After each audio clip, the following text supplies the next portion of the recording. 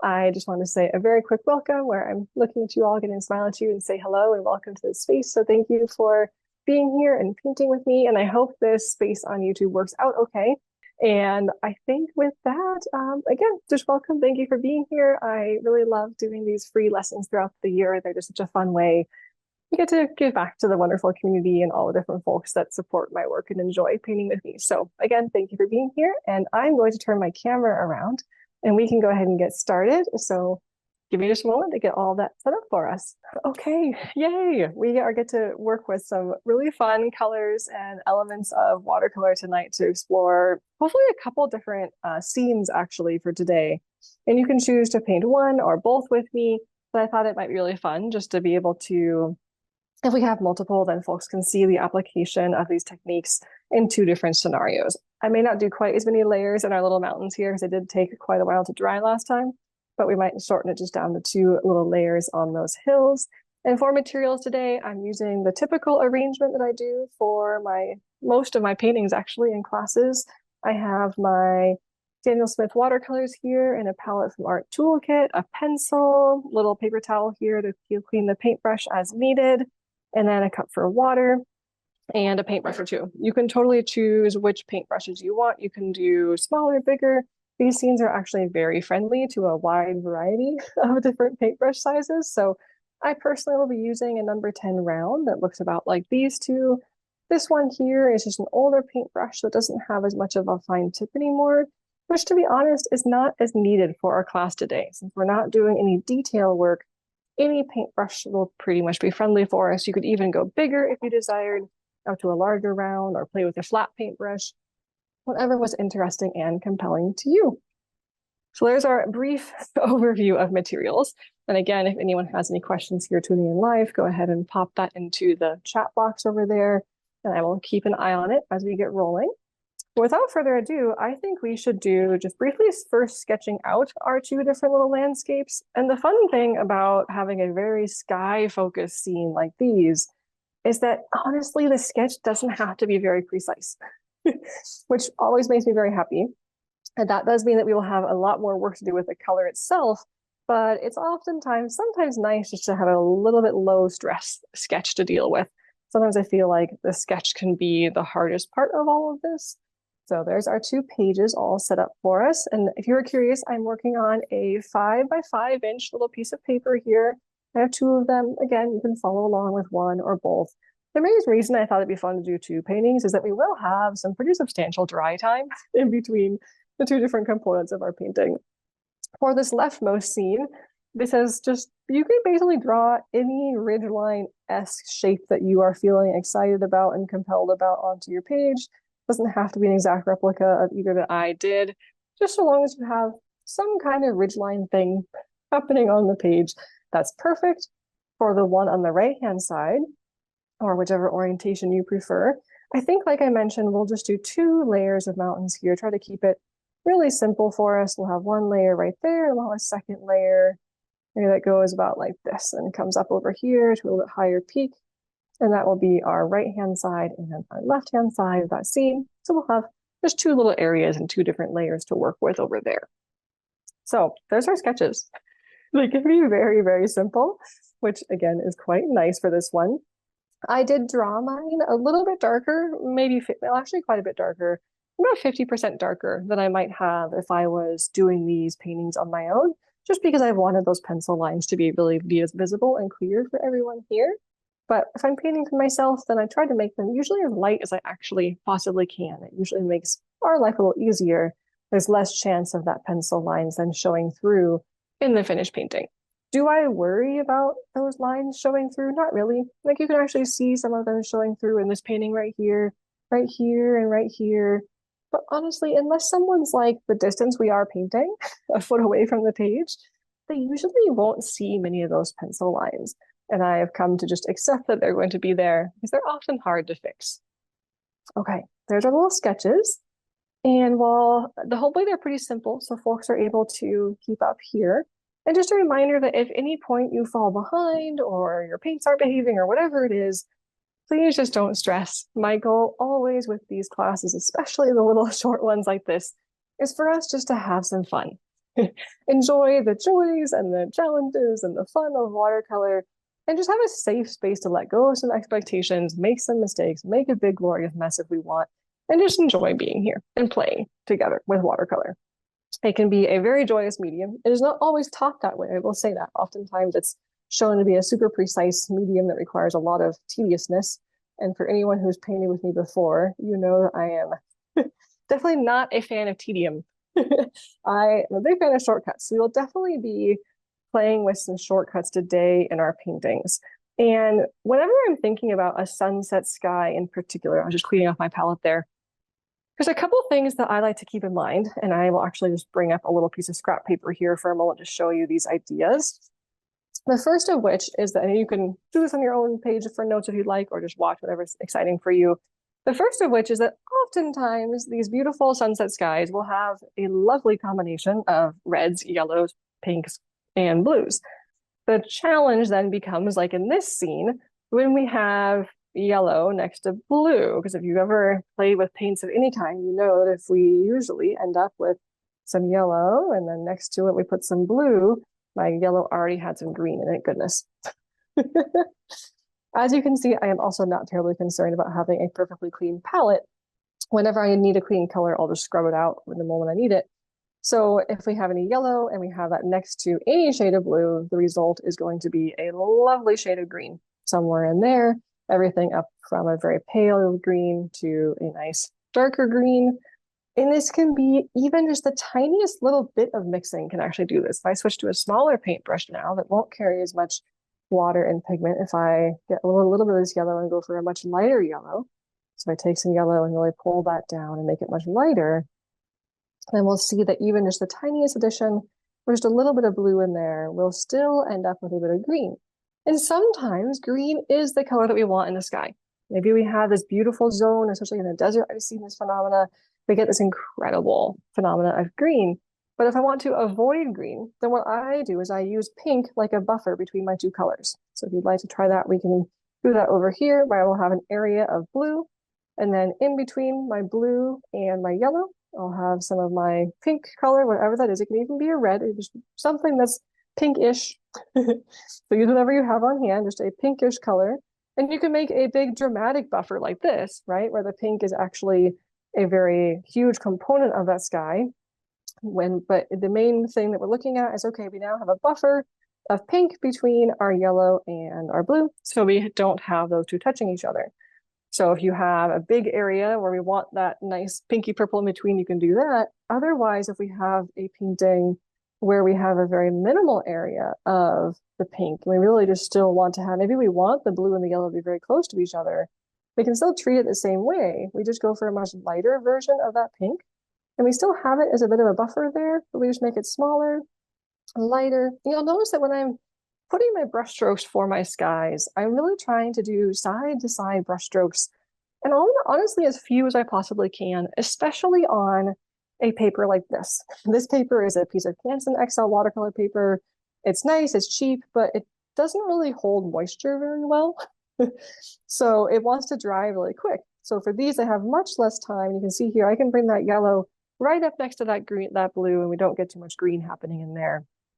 But I just a quick note on papers, if you are working on a lovely paper like this, especially a non-cotton type of paper, then that's going to be a much faster drying page. So those dry out faster for you, and you will have less time to add color and move brush strokes across that page than you would have possibly in some of the other pieces of paper like what I'll be using, which is 100% cotton paper. So this right here just was one of the main concepts I wanted to show you, which was, okay, how do we get our yellow and our blues to do interesting things? The other thing, and I'm trying to decide if I want to share this here or actually inside the painting. I guess we'll do it here.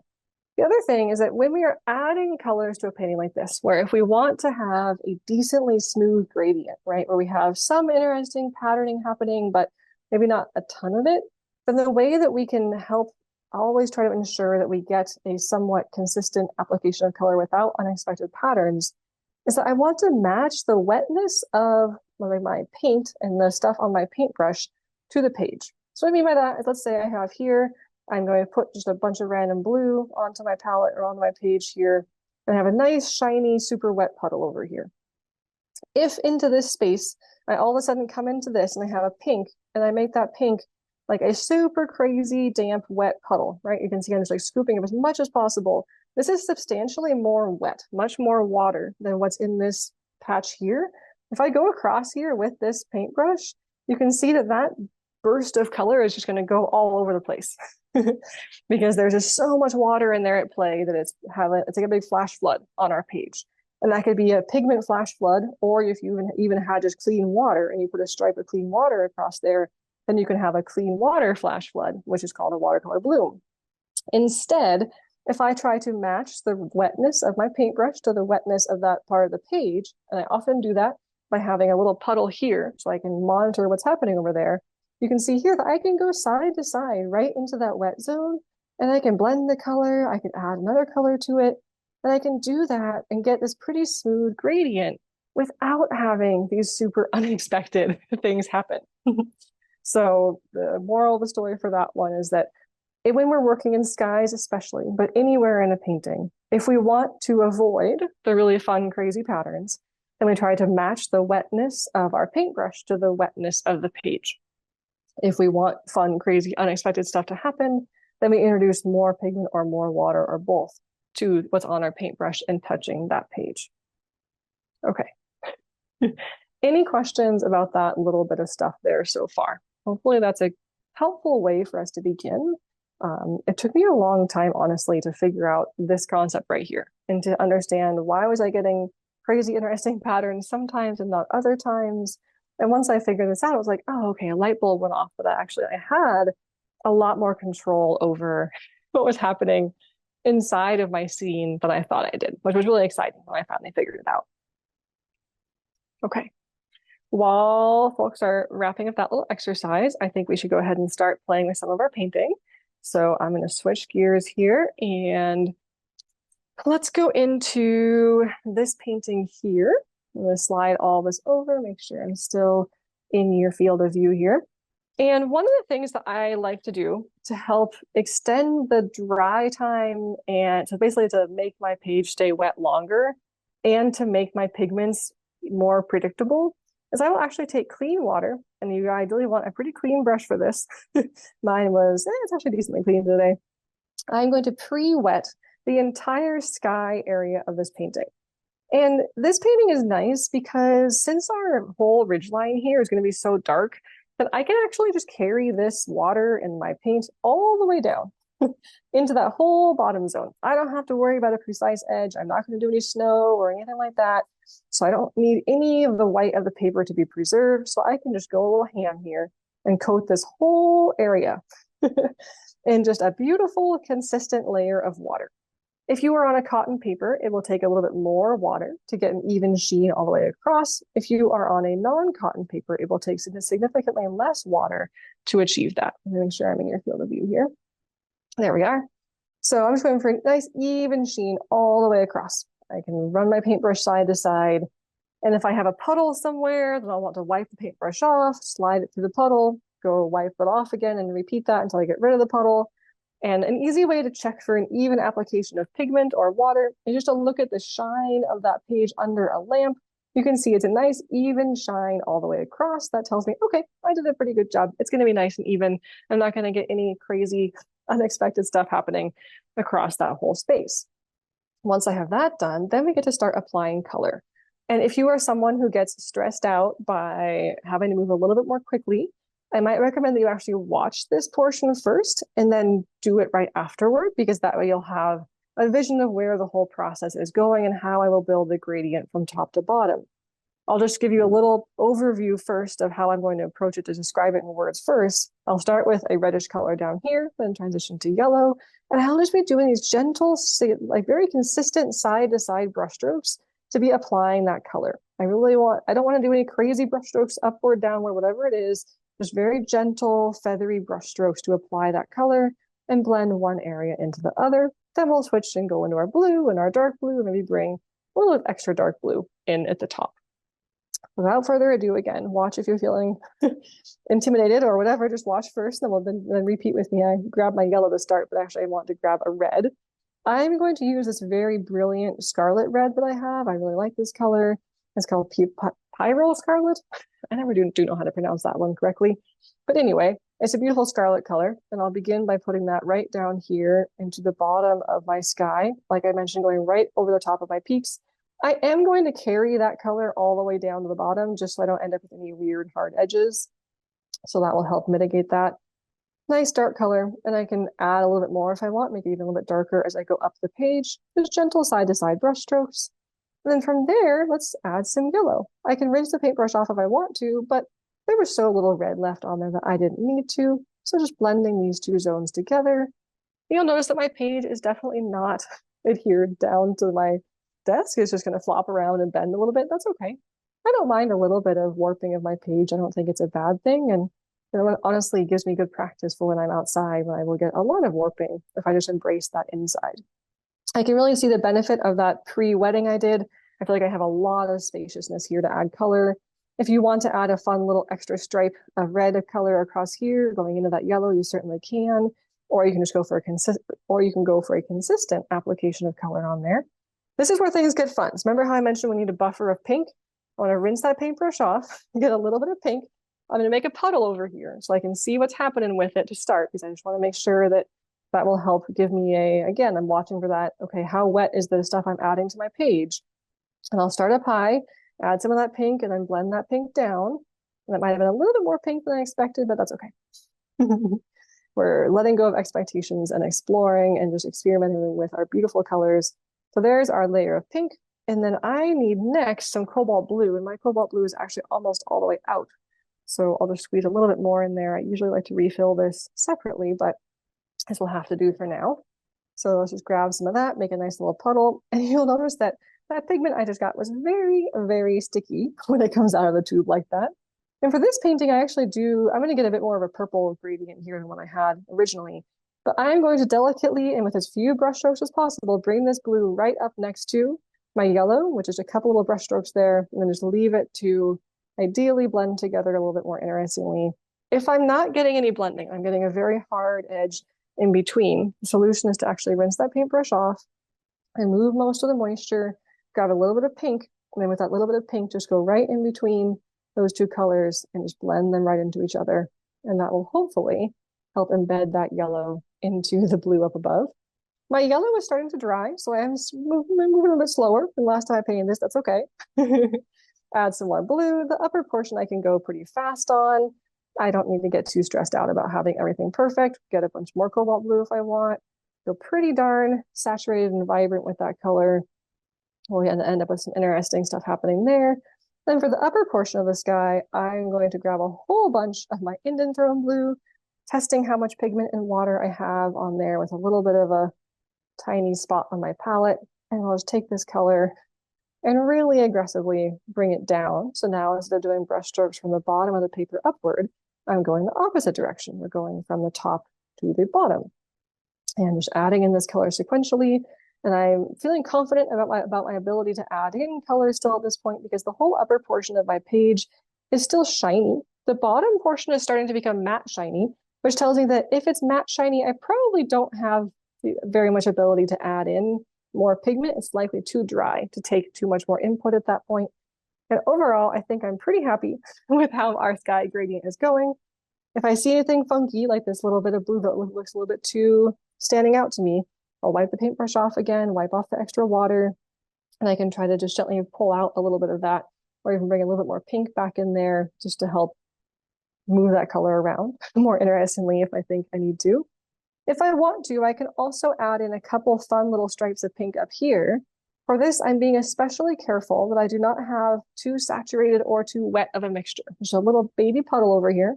Again, trying to match this mixture here to how wet it is over here.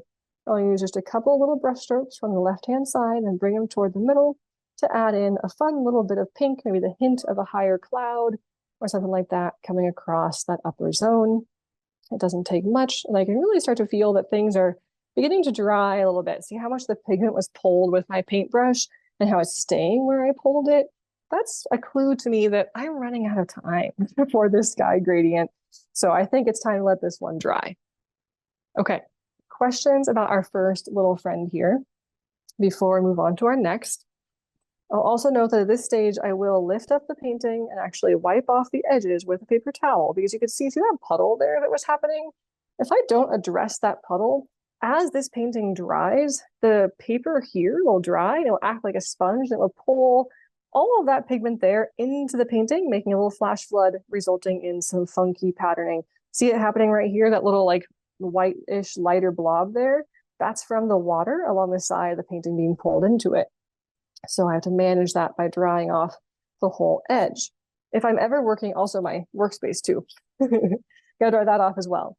And if I'm ever doing, a big version of a painting, really any, I should be keeping an eye on this, but especially for really big paintings, it's super easy to build up just a giant amount of water on either side of the page just from our paintbrushes.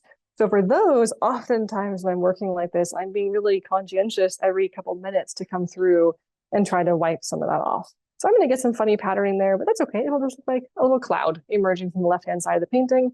I could always put a mountain there if I decide I want to cover some of it up. There's our first little friend. Okay.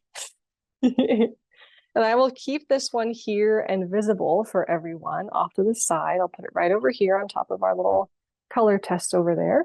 And we'll migrate onto our other little painting, which will be similar, but we'll just have more streaky patterns and a little bit of a different color gradient as well. Awesome. So this one's a little bit different. As you can see that we have quite a bit more variation in our colors. I have a light pink here, then some light yellow, then very delicate blue. Then we have these hint of clouds really sitting on top.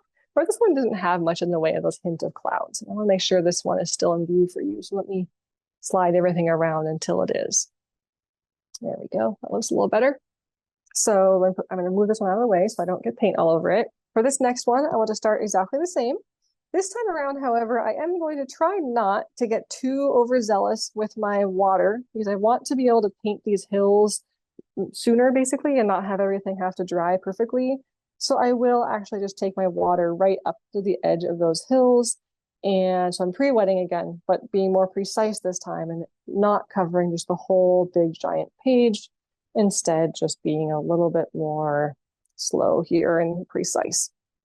That again is just a way to accelerate the painting process so I don't have to wait for everything to dry. Just this edge has to become dry. There's just less overall water for the page to have to evaporate off. And there's my pre-wetting. You can see it can go in quite fast. Just doing a quick little side-to-side final pass with that brush. Make sure everything is roughly even. And if you were in a really arid place, a place where stuff was drying way too fast, like if this one felt like it dried way well before you felt like you wanted it to, you could actually sit here for a few minutes, adding in more water. Dip your paintbrush back in and just slide more water onto that page. The paper will continue to absorb it. It will eventually reach a point where it won't take anymore. But you could certainly add a little bit more if you wanted to. Up where I am, up in Washington, I don't really need that extended amount of water. The other way to actually really extend your wetness time, if you need it, especially again for a huge painting, is underneath this paper, I actually have a glass piece on my table. So I would pre-wet the back of the page, stick it down to that glass, and then just paint like normal, making sure I didn't get any puddles along the edges.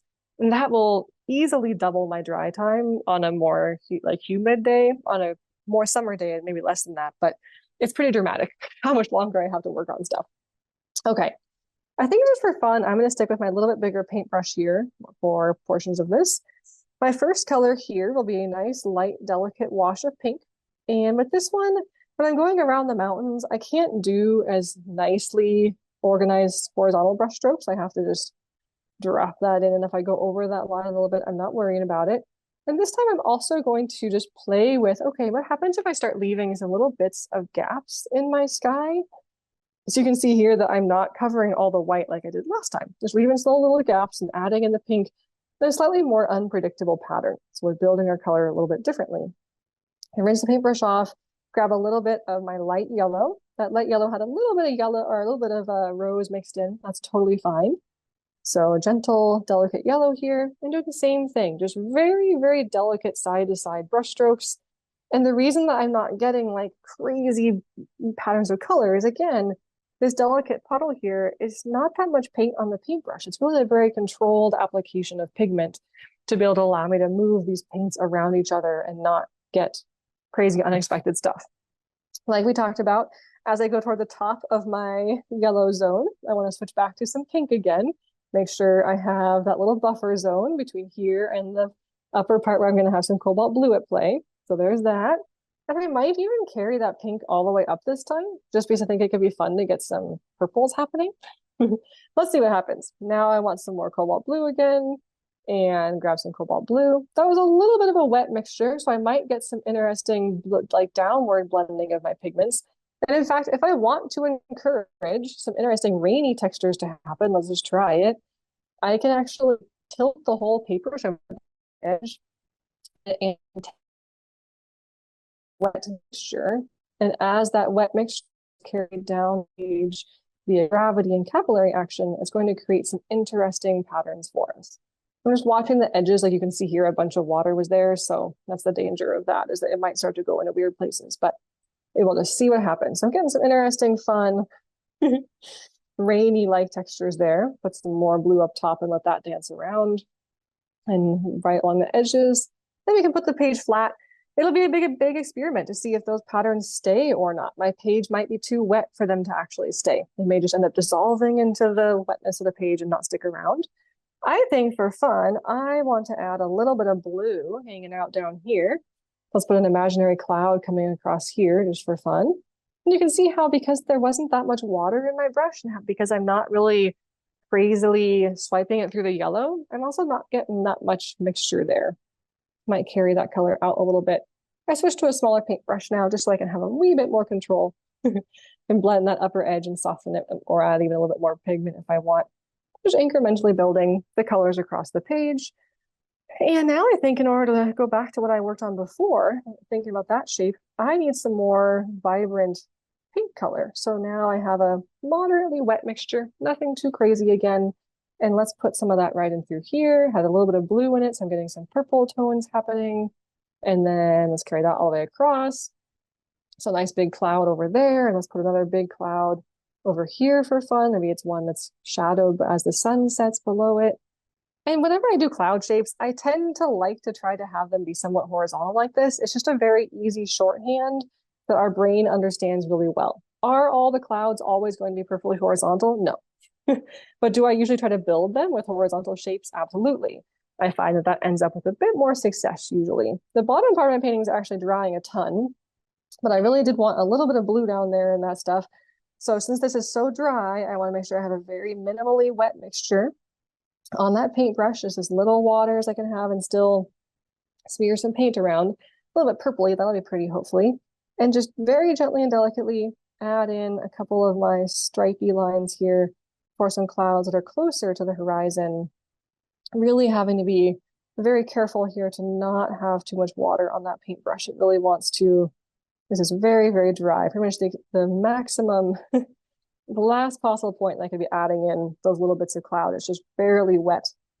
But because my brush I was really careful to not overload it with pigment and water, those brush strokes aren't really going too crazy, right? They're staying roughly where I put them. So let's add back to that key concept for our class today of matching the wetness of our brush to the wetness of our page. And that relative interaction will do a lot of the hard work for us. Looking at this middle zone is feeling a little bit orphaned.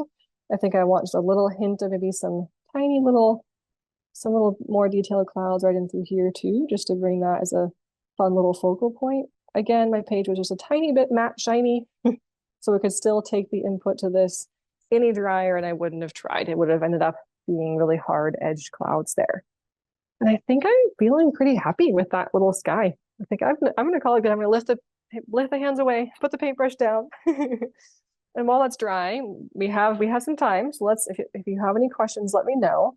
I just want to call attention to a couple of things happening in this painting.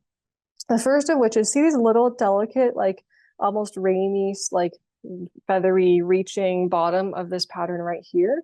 That is happening because, like we talked about over here, the mixture that I applied on top of that yellow was slightly more wet than that base layer. So that meant that this pigment here is being pulled and drawn apart from the original place I applied it by capillary action, like a big sponge. The page is acting like a sponge, pulling pigment and water away from original spot.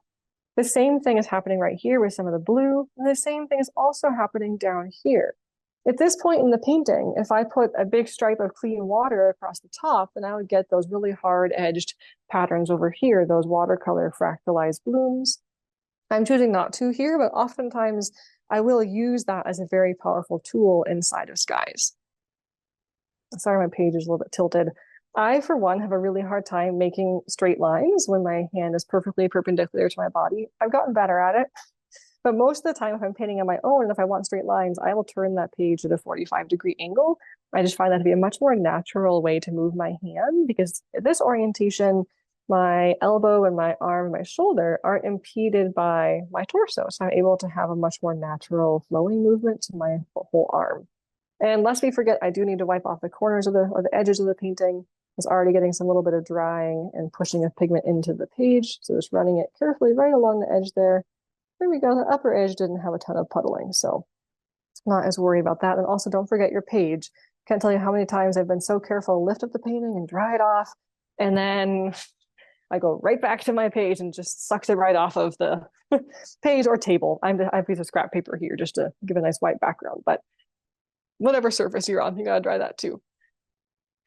If you got Cindy asked, if you got blooms, that meant you had too much water in, like the relative wetness of your paintbrush was greater than the wetness of your page. So yes, you had more water, more pigment and water inside of your paintbrush than the page. Oh, good. I got someone noted that this is helping them understand water management. Yay. You guys are my guinea pigs, actually, because next year I really want to do a series of small paintings like this as a beginner series. And I was thinking that this could make a really, really fun installment in that class because of this exact concept. It's like such a visible way to see. And it's so, like, I found when I did them, I was like, oh my gosh, these are the perfect scenes to practice that with. So you guys are all my lovely guinea pigs for that concept. Okay. Oh my goodness. And look what I just did. I just hit the edge of this painting right onto that painting, and it was still nice and wet, and it just left some pigment behind. I don't think I can do anything about that. Oh my goodness, there was a whole bunch of, where did that blue come from? Definitely can't do anything about that. So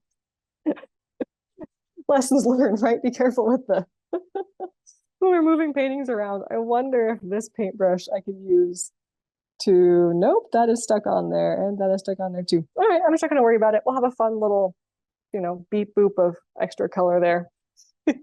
Thankfully, it's not too crazy of a pattern. And that's the kind of thing where it's like, yes, it can be frustrating when it happens. And I was actually just chatting with a student about this. Like, there's not much I can do if I accidentally graze this page with that one and embed darker pigment in there.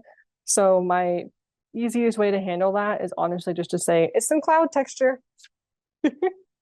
And then if I were to take photos or if I was like scanning the paintings for something right, then I would edit that out. But what I try to tell myself is that it's just the mark of the original painting with me getting excited. So I used to stress about that kind of thing a lot, but now I've come to the point where I'm just like, whatever.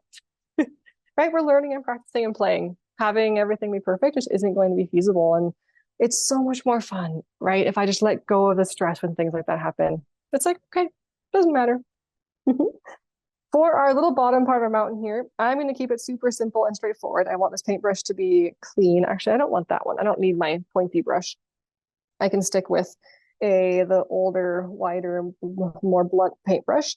I want a very dark mixture of Indanthrone blue or whatever dark blue you have. If you have a blue that isn't going dark enough, then you could always add in some red. That will help bring it darker. You can definitely add in some red in there. Or you can add in some gray or a little bit of black to help darken up that blue. I want to add just a little bit of my scarlet to this so it feels a bit more harmonious with the sky. That's one of my big kind of tips for when we're working on a scene like this, is that if I add a little bit of the sky colors to my mountains here, then that will help make everything feel a little bit more unified. As I'm going across, my pigment wants to dry, so I'll do a section and then pull the pigment down. Maybe even grab a little bit of water on that paintbrush, just a wee bit of clean water to help me carry that pigment across. And I'm just basically using that little bit of water to help avoid getting a really hard edge here. If we were to contour all the way across perfectly here to this right-hand side all in one swoop, this may start to dry over here, and then we end up with a line still visible through our pigment. This way, by doing it in segments, we can help offset and minimize the possibility of getting unexpected weird things. But here, I actually do want some blooms to happen. Well, maybe not on this one. The next one I will. But here, blooms are going to be perfectly fun. And so if I wanted to add in a little bit of water on the bottom or something, I could and just see if that makes some fun patterns for me. It may or it may not. So here again, playing with that relative wetness idea that, okay, if my paintbrush is all of a sudden a lot wetter than that page next to it, I'm going to get some weird stuff happening. If I didn't want that to happen, then I would have had to just be very careful and consistent. If I really do get a pattern that I'm like, I hate it, while things are still wet like this, I could repaint over everything as long as it was still decently wet and blend and bleed and combine all those areas together. And that will usually help mitigate or abort a unexpected bloom as it's happening across a zone. That usually only works in a small zone of a painting. To be honest, I usually don't have as much success. If I'm working on a big painting, I'm like, oh, it's a bloom 2 feet to the left, then usually it's harder to fix. And that little painting is done, just like that. This one, I think things are just dry enough that I can apply our first little hill layer. So I'll rinse the paintbrush off, speed off the extra water here, so I'm being aware of how wet I'm making things. And I do want, I think I want a slightly purplish bluish color. So I had some pink left over on my palette there, and I'll just mix that together. Do I want purple? Maybe. No, you know what? I don't actually. I think I just want varying shades of blue with a little bit of purple. So we'll do mostly cobalt blue here. I'll add a little bit of purple and a little bit of indanthrone to that mixture. And I'm really hoping this painting is dry enough. The way that I check for dryness is one, I could just leave it for a while and then I know it's dry. But if I want to be pushing the efficiency of this painting, then I will use my pinky to start somewhere along that line. And I'm looking for, do I see any pinky marks? No. Okay, good. That's a good place to start. If I don't see any pinky marks, then that tells me hopefully that area is dry. Then I will take the back of my finger and the back of my hand and try to see how cold that paper is. If it's still really, really cold, then that will likely get a bleeded or a little you'll get mini little tree patterns happening there, little baby fractalized edges, because again, this is acting like a sponge and it's pulling stuff into it. So ideally it's bone dry. I think I'm just dry enough that I'm not going to get a funny edge. I might get a little bit here and there, but not too bad. Am I going to stress about it? No. If I get some little alien trees, that's okay. And here, because I want to be able to paint the next layer quite soon, I'm just going to bring this little bit of color all the way right down to that edge and try to also, I'm going to lift out some of the pigment along the bottom to try to dry out the bottom edge a little bit faster. So wipe the paintbrush off, tap it here, lift, repeat. And I can see some of my pencil line and also some of my pink line through there. So if that happens and I'm not liking that, I can just take some darker color while it's still wet and just gently drop in some dark color, maybe even a little bit of purple into that upper edge, just to help cover that up a little bit, blend it in.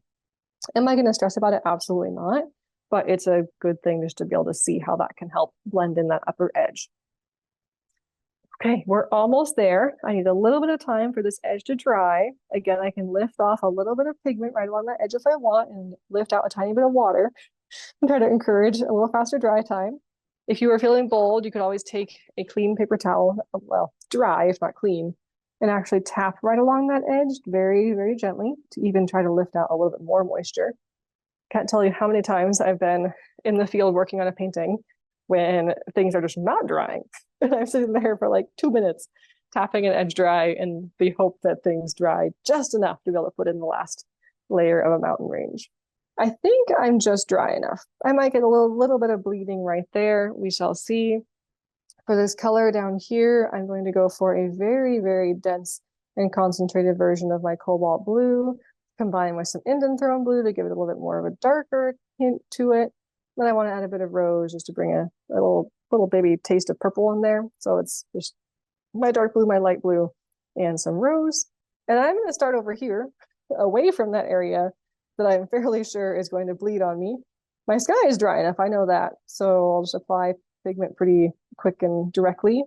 As I go down, I actually want to add some water and some rose to the bottom just for fun.